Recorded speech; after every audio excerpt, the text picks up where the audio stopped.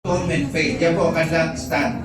Hindi po natin binabanggit dito na walang power ang atonement ng Panginoon.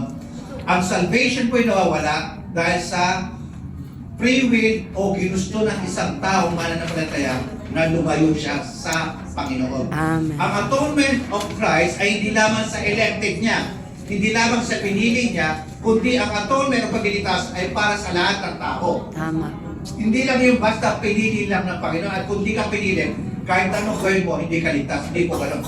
If God elects, God preserve. One thing in every scripture are means God uses to keep believers persevering. So warning, ibig sabihin kung ikaw ay kung ikaw inelect na Panginoon, kung ikaw inelect na Panginoon, magpe-persevere ka, maliligtas ka, pero meron doon, yung mga bagay na yon ay hindi gawa ng Diyos yung ginagawa mo yon. Kasi kung lahat ng bagay ay ginagawa ng Panginoon, ang mangyari niyan, robot ka.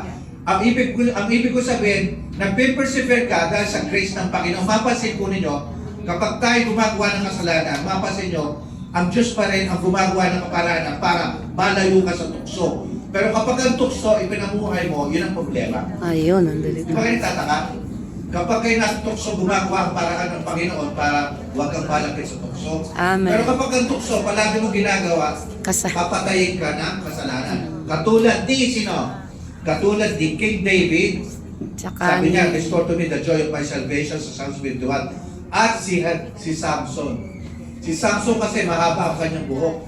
Sabi niya, Panginoon, huwag patulan si Delilah. 3 beses niyang ginawa, pang-apat na putol na buhok niya. Ayun.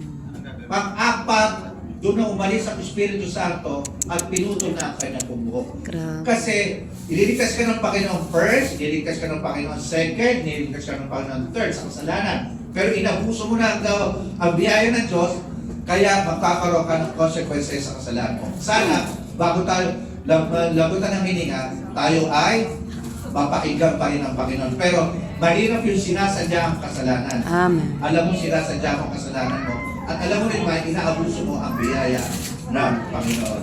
Amen po ba? Palakpakan po natin ang Panginoon. Kaya ayan po. Ngayon, our Venetian conditional number 3. Our Venetian conditional security. Ito po tayo. It teaches that salvation is secure only as long as believer continues in faith. Apostasy is possible but not inevitable.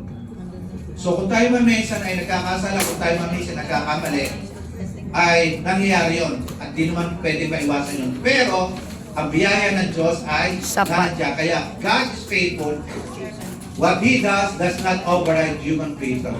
Kahit ang Diyos ay tapat, hindi niya ino-override, hindi niya tinatanggal ang kalayaan mong pumili. Kaya sabi ng Panginoon, binibigay ko sa iyo ang pagpapalat sumpa, buhay at kamatayan. May freedom tayo to choose. Amen. Pero in-encourage tayo ng Panginoon na piliin mo ang buhay. Amen. Ang iko'y mabuhay, ikaw at ang iyong buhay. Tama. Pero kung pinili mo yung kamatayan dahil natutukso ka, papatayin ka niyan. Kasi alam mo si Satanas, kung meron mang papatayin si Satanas, tayo mga pastor at tayo mga mananampalataya. Hallelujah. Tandaan niyo po yan. Lahat ay gagawin ni Satanas para wasakin ang ministry mo. Pamilya mo at ang buhay mo. Lahat gagawin niya kasi ikaw ay istorbo para sa mga tao gusto niyo mapunta sa impyerno. Ikaw yung ginagamit ng Panginoon. Grabe. Kaya wawasakin niya lahat para wasakin ang buhay mo. Pero sabi nga ng Apostol Pablo, hindi tayo mangmang sa ginagawa ni Satanas. Amen. Kaya tayo dapat mga Kristiyano, nagbabasa ng salita ng Panginoon at para nananalangin upang tayo ay maging matibay at matatag. Amen. Amen?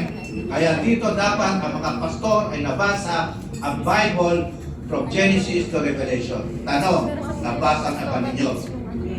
Amen. O ba't wala nag-amen? Amen. Kung hindi nyo pa nabasa na Genesis to Revelation. Gutom na daw po. Baka nagbabasa kayo ng comics. Okay, next slide please. Kaya, verse biblical definition, explicit warning against falling away. Ito pong 3 verses na ito po yung i-memorize po ninyo. Ito po yung panglaban natin against Calvinism. Hebrew chapter 6, Hebrew chapter 10, and 2 Peter chapter 2, 20-22. Dito po, who once been enlightened and tasted the heavenly gift, then fall away. Ibig sabihin, na-enlighten siya, naluwanagan siya. Naka-receive siya ng heavenly gift. Ano ba yung heavenly gift? Salvation! Amen. Grace of God! Pagkatapos, then falling away. Oh, ayan. Oh, wala Tapos- kasalanan. Ay, wala kaligtasan. Tapos- Hebrews chapter 10, if we deliberately keep on sinning, no sacrifice for sin is left. Amen. Ibig sabihin, deliberately, intentional mong ginagawa Sinadya ang mo. kasalanan. Palagi mong ginagawa ang Ulit-ulit. kasalanan. Nakakilala ka na, Ulit-ulit. hindi pa kayo kasal, leaders ka na, hindi pa kayo nagpapakasal, dapat itama mo na. Amen. Pero kami daughter dyan sa East Canobay, ano po, ang dami po na born again po doon. Marami pala naglilingin. Hindi kasal, ang dami. Kaya nung ako po ay nagkasal, 8 silang partner, 8 sabay-sabay, may mga anak na sila. Ay, grabe. Sabay-sabay po namin kinasal sila. Amen. Sabay-sabay ko po, yun ang tama, tinatama namin. Amen. Kesa naman sabihin mo, ligtas na ako, hindi mo kailangan pakasal. Ba? Huwag ganon. Dapat tinatama natin ang buhay. Bagaman sa batas ng Pilipinas, sa batas ng Pilipinas, kapag 5 years kayo nagsasama, hindi pa kayo kinakasal, ang inyong mga properties ay considered married or conjugal. Oh. Sa batas yun ng Pilipinas.